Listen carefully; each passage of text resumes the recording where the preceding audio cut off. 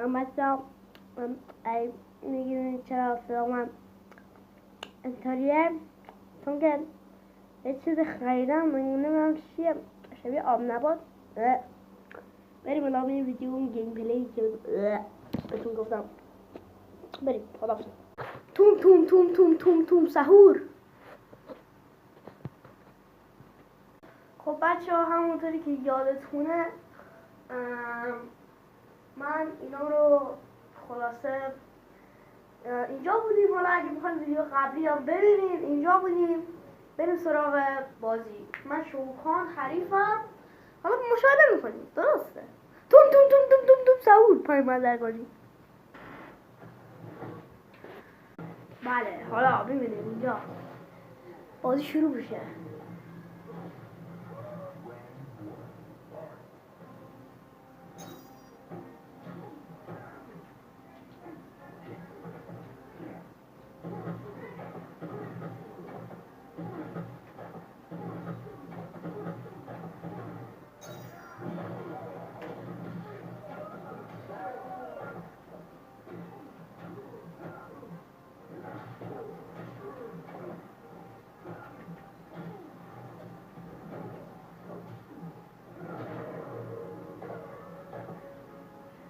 باشه، این خیلی ساعتش آسون رو به نظرم. یک ثانیه پایین بدنگانی های یا شاید توم توم توم توم توم توم سعود. بچه ها زنمش رو حالت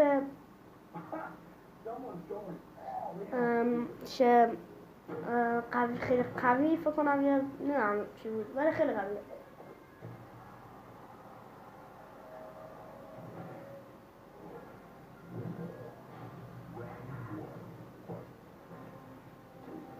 امیدوارم نمیرم.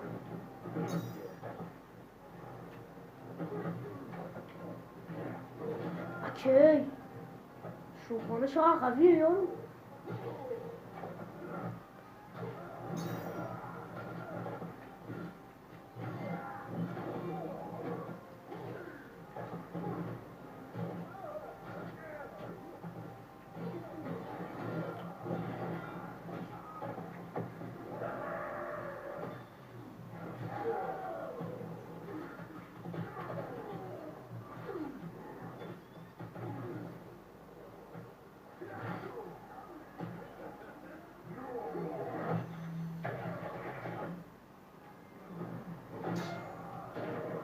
مردم! با یه قرجونش مونده بود.